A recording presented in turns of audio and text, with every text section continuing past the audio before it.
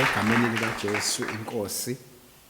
Siyayibonga kakhulu inkosi bathandekayo nakulolu suku lwanamhlanje. Njengoba kusekuseni nje isimemezelo engaba naso bangcwele ilese sithi siyabonga kakhulu baba leadership iyasumela phezulu ufika isiphepho lapha silimaza indlu yenkonzo bagijimile baba Nkosi yami siyabonga bagijima benza yonke into kunemsamo ukuthi kufakwe izivikela gebengu lapha enkonzweni konke lokho bagijima bathandekayo nekomiti le-COVID sesinalo bathandekayo liholwa udadewethu umama uKhanyile Junior ka-BK uyena oliholayo komiti besizana no-MC Mthembu njengonobhala nabanye so sinasisa kahle sibathule phakathi kwenu mhla savula enkonzweni siyobethula bangcwele okunye singakusho ke ukuthi iregion izawuhlela ke usuku lomkhuleko oluzohlanganisa thina sonke balapha eZululand sizomemezela ukuthi uzoqala nini kodwa kuzoba nje izinsuku ezintathu fasting yenzuku ezintathu ekungejwa abazalwane zimbi insuku bathandekayo kufuneka umuntu nomuntu makuthiwa khona isikhathi owakwakholwa ngaso serious yilesi osifana siyacinga lesi sikhathi ukuthi kahle yini obuyikholelwa yiyo ngabe ubulandela abantu ngabe ukholelwa isonto lase assembly elihle kamnandi kangaka assembly back to God noma was uGod the master of the universe noma was lesikhathi siyabuza ukuthi was kangakanani ngalolu hambo ngakho ke siyasho bathandekayo so ihlela ke zonke lezo zinkonzo simemezele sinasise kahle ukuba niqala nini kwenzekala make sikhulekele abantu bonke bathandekayo ngoba thina lapha sanikwa ukuthi ukucela nokunxusa nokubonga kwenzelwe bonke abantu inkosi ebabekile ebusweni bomhlaba ngicela sifunde incwadi kaTimothy isahluko sesibili yokuqala incwadi sifunda amavesi ayisishiyagalombili yokuqala First book of Timothy chapter 2 we start to read from verse number 1 to 8. It reads thus from the New World Version. I therefore exhort, first of all, that supplications, prayers, intercessions, offering of thanks be made concerning all sorts of men, concerning kings and all those who are in authority or in high station, in order that we may go on leading a calm and quiet life with full godly devotion and seriousness. This is fine and acceptable in the sight of Savior God, whose will is that all sorts of men should be saved and come to an accurate knowledge of truth. For there is one God and one mediator between God and man, a man Christ Jesus, who gave himself a corresponding ransom for all. This is what is to be witnessed to at its own particular times. For the purpose of these witnesses, I was appointed a preacher and apostle. I am telling the truth, I am not lying, a teacher of the nations in the matter of faith and truth. Verse 8, therefore, I desire that in every place the man carrying on prayer, lifting up loyal hands, apart from wrath and debates. Amen. asithandaze.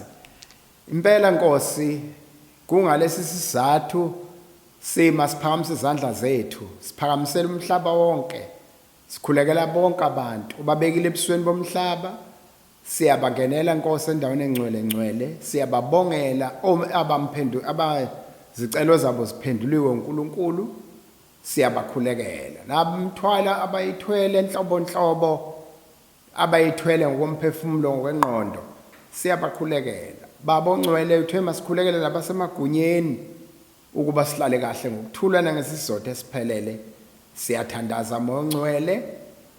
Nkosi ngenelela somandla, ngenelela nasi isiphepho simuka nomhlaba, ngenelela njengoJehova, ngenelela ndoda ethulisa iziphepho.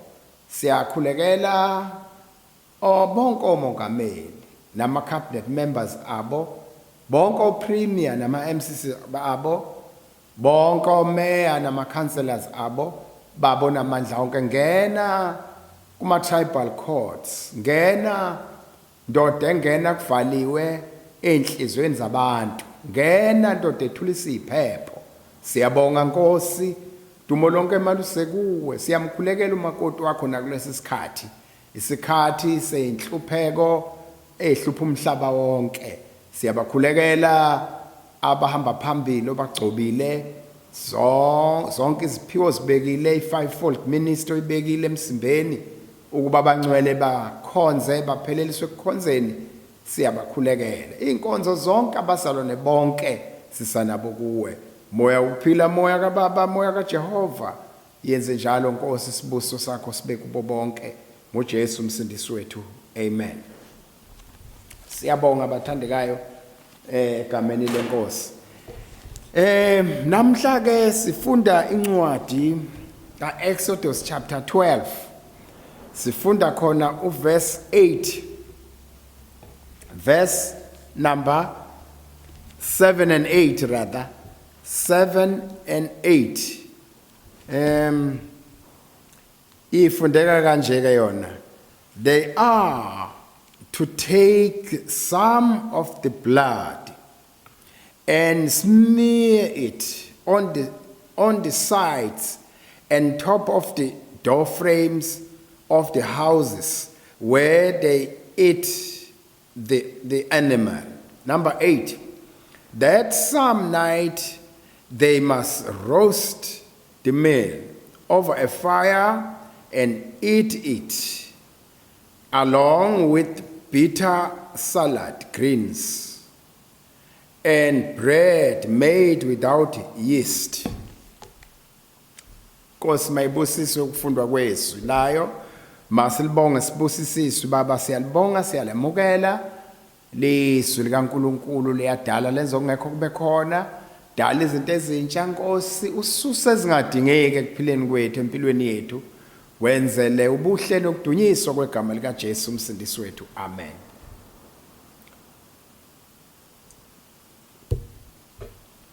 Siyabonga kakhulu bangcwele. Namhla ke sikhuluma ngokuphuma kule first Passover meal ekade yenziwa ngabantwana bakwaIsrael. Kunezinto nje engithanda ukuba siyibuke ekuseni nje sibhekisane egameni lenkosi kulolu hambo lwethu olungcwele. Uhambo lungelula nokho, uhambo ngizokutshena zokuchazela izinto zalolu hambo ukuthi luhamba lume ngenye indlela. iBhayibheli lilanda ukuthi waya uNkulunkulu wazambula kuMoses, wahamba simthathe nje seya kuFaro, wamtshela uFaro sebehamba nomfowabo uAaron. Kubonakala uNkulunkulu wamaHebheru uzambulele kithi, dadela amaHebheru ahamba omkhonza aqhele esweni lakho ibanga ley'nsuku ey'ntathu eyomkhonza, ehamba nemfuyo yawo, ehamba nezingane zawo, ehamba nakho konke. uFaro wathi yini indaba kufanele kube i-distance ezisuku ey'ntathu, mkhonzeni khona la, ngoba isitha sifuna ukukhonza umuntu uma ekhonza uNkulunkulu abe kwi-territory, abe kwi-jurisdiction yaso. isithi akasimfuni uqekelele, asimfuni umuntu ophumele eshashalazini, sifuna umuntu okhuhlaza khona la ngaphakathi nje lapha esibusa khona. Yini indaba nifuna ukuqhela ibanga lenzuku entathu? 2, yini indaba nifuna ukuhamba na yonke imfuyo yenu? But izohamba nemfuyo yethu ngoba asikwazi ayawufike akudinge uthi asimkhonze ngakho uJehova uNkulunkulu wethu, uNkulunkulu wamaHebheru. 2, 3, yini indaba nifuna ukuhamba nezingane? Izohamba nabo bonke abasha bethu ngoba masihamba kulolu hambo sishiye abasha bethu. Into eyenzakalayo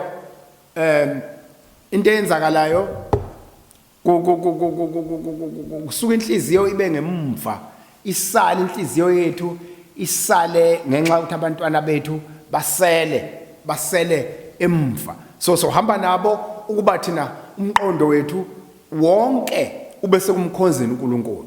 Walwa ke uFaro ke yaqina ke neyazi intshutshiso yavela kodwa sekuyogcina into eyakhulunywa uMoses kuthiwa wangena ethukuthele ngaleli langa lwentshutshiso yokugcina eyabanzima kakhulu engakazi phinde ibe khona njengayo. Wafika wathi uMoses, uyabona Faro, uNkulunkulu wethu namhlanje uzobulala onke amazibulo aseGibhithe kusuka kwelakho kuze kuyofika kwemuntu oshanyelayo, izinkomo, izimbuzi, izimvu, yonke into eyizibulo, akukho umsongeza ukukhalwa kuwo. Twayithi ukuthela uMoses ngalelo la wathi kuyosuka nina unazo izikhonzi zakho lezi zisekini zizoncenga ukuba siphume ngendlela okwenzeka ngayo. Nangempela wasethi uMoses ke lapha kumaHebheru, bafowethu akube lona lo mndeni thathe iwundlu, awufuna sikhulumeke ngaleli wundlu, a 1-year-old lamb selected, iwundlu eliphilayo nje libe linye, umndeni ngamunye. Nangempela kuthiwa ngalobu busuku kuthiwa ke amaHebheru ke wona azohlaba leli wundlu ke igazi lalo liyothathwa nje bathe sifunda lapha kuverse 7 ligcotshwe lapha kuma door frame lapha phezulu nangapha enhlangothini bese bengena phakathi. Leli wundlu lodlelwa phakathi endlini. Leli wundlu lizokosiwa, it must be roasted, no lingaphekwa kodwa losiwe, and leli wundlu lodliwa ngokusheshsha hastily. Leli wundlu lodliwa kuqokiwe, kuboshwe inkalo, kuphethwe indondolo, kufakwe icathule enyaweni, ama-sandals, okusho ukuthi i-readiness, olindele ukuthi ba-ready, lento isho ukuthi ba-ready for the journey. Leli wundlu lizodliwa nesinkwa esingenavubelo. Isho ukuthini leyo nto? Isho a new life, unleavened bread, a new life, this new life esiyiphilayo sodliwa ngesinkwa esingenamvubelo. Leli wundlu lizodliwa nosiwe kukhona nemfino ebabayo, ngoba nje uhlupheka nje ubukhala nje kukhona la ama challenges nalokho imfino ebabayo ephelelisa lemili ephasika lethu, ephelelisa lolu hambo lwethu olungcwele lupheleliswa ngale mfino ebabayo. Akufuneki umzalwane ukuthi taste yomfino obabayo bese bakaza susa umsindo kube nengxabano, kungene nomsala abangekho la kulolu hambo, kungene nobani nomalume, lolu hambo vele lune mixture yemfino ebabayo. Malibonge igama lika Jesu. Leli wundlu lizodliwa ngabantu, lizodlelwa endlini, kuvalwe kungaphumi umuntu kuze kuse. Abufuneka abantu abaphumayo bangena bayaphuma cha, kuyahlalwa till morning, kuhlalwa ngaphakathi lapha kulendlu egcotshwe leli gazi. Njobe ezophuma ke manje i-judgment angel, I-judgment angel izophuma ebusuku ishaye wonke amazibulo aseGibhithe wonke umzi, akukho mzi ongezukukhalwa kuwo, akukho mzi ongezuba nesililo. Kodwa lapha kweyamaHebheru akukuswakala ngisho isimaku sikhonkotha, akukuswakala lutho, kuyobe kune quietness. Yini indaba? Akufanga muntu lapha, isivikelo igazi lewundlu ka-1 year old lamb elikhethekileyo elingenasici. Leli gazi lenza ingilozi yokubhubhisa, ithi mayibona leli gazi bese iyedlula. Khona ingoma esasihlabelele lapha, sifika lapha enkonzweni kusemnandi usahlatshelela ukuthi when I see the blood, kusho ingilozi kaNkulunkulu, when I see the blood I will pass over that particular home. Injalo indaba bangcwele, idlula ingilozi, idluliswa igazi elisprinkilishwe lapha. Impilo yomzalwane kufanele ba ibe negazi laleli wundlu. Mayibona le bloody sign, he will spare all those who are inside in that particular house. Bisiyadlula ingilozi ibona ukuthi lapha laba ngabahlukaniselwe ukuphila, bisiyongena kule yamisi engahlukaniselwe ukuphila. Bese kusuka isililo kade wailing, bekunesililo esasisikhona sisikhulu eEgypt, uthi angeke siphinde sibe khona isililo esabuke saba khona esingangaleso. Lapha ke bathula ke lapha bayadla ke badlala lesisinko singenamvubelo, sixutshwe nemfino babayo lesisinko, basidlela phakathi endlini echelwe ngegazi. Aw, glory to God, ichelwe ngegazi. Leli gazi lisho ukuthi ingilozi yombhubhisi iyalisaba, iyalihlonipha, iyali-admire, ithi mayilibheka yedlule, alibonge igama likaJesu. Bathandekayo enkosini, bangcwele, ngiyancenga hlalani ngaphakathi kuze kuse. Indaba ka-up and down doesn't work. Indaba umuntu ophumayo ngaphandle, sometimes I'm in, sometimes I'm out, it doesn't work. Ngoba mawuke waphuma kulendlu enaleli gazi lewundlu elikhethekileyo, umbhubhisi uphandle uyabhubhisa. Njengamanje sihlaselwe ivirus kuthiwa khona enye ezayo futhi, sihlaselwe le virus okuthiwa i-COVID-19, ibhubhisa umhlaba wonke, and umhlaba ngeke uphinde ufane, and umhlaba yonke into ababenayo icekeleke phansi, kuphambene yonke into, ama-budget, whatever, yonke i-planning ebikhona i-destroy yonke. Nempilo zethu asazi, kunezindlu ezikweletwa emabhenke, kunezimoto ezikweletwa emabhenke, akwazeki zokhokheka kanjani, imisebenzi iphelile, yonke into abantu badiliziwe, khona baholo hafu, khona bangasaholi. Isiyaluyalu bathandekayo, let's stand up and come closer to our God. Sisondele uNkulunkulu wethu thina sonke esakhishwa, thina sonke esidla leli Phasika, esilidla inyawo zethu iqokisiwe, iqokisela ukuhamba, esilidla inkalo zethu iboshiwe, esilidla indondolo zethu zisesandleni, esilidla simengezinyawo, esilidla singaphakathi. Phumi muntu till morning, uhlala ngaphakathi.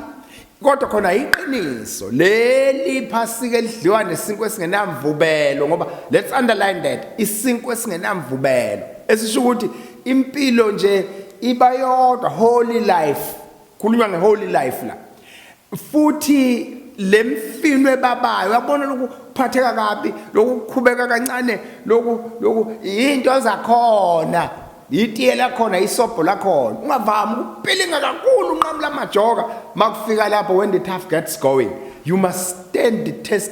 Kukhona abama, they stood the test of time, ama heroes and heroines of faith abanqoba bama yayivele ibaba imfino yayikhona. Le mfino yadliwa ngesikhathi sePhasika, the first Passover eyadliwa abantwana bakwaIsrael bephuma eGibhithe, yayibaba imfino.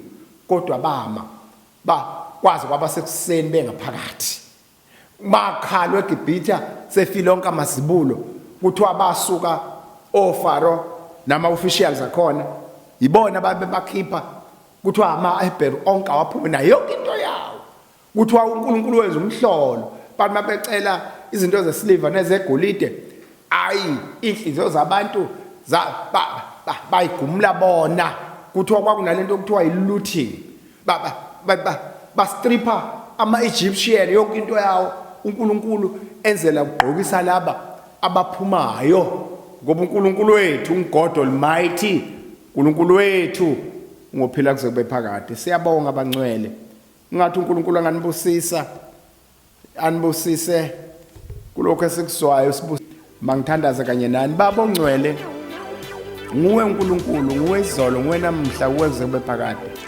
Siyathandaza mongcwele, sikhulekela ifa lakho, wazixoxela wena, wazilobolela wena umakoti wakho omthenge ngegazi lakho, ngoba wena ukhiphanga ngisho imali ephaketheni, wakhipha wena ubeka ukuphila kwakho phansi ukuba thina sibe ngabathengiweyo, sibe ngabahlengiweyo, sibe ngabasindileyo enkembeni. Siyabonga Nkosi, nanti ifa, nanti ibandla, nampa abangcwele. Ngiyabakhulekela moya wokuphila, moya wamandla, moya wamasu, moya wavusa uJesu ekufeni. Nguwe uNkulunkulu, nguwe usimakade, nguwe usomandla. uNkulunkulu nguwe izolo namhla kuze kube phakade. Uyadumiseka ngobongekayo, ngotusekayo. Mani ubongeka, malibongwe lidunyiswe lona lodwa elakhe igama, ngoJesu umsindisi wethu. Amen and amen. And God bless you. Amen.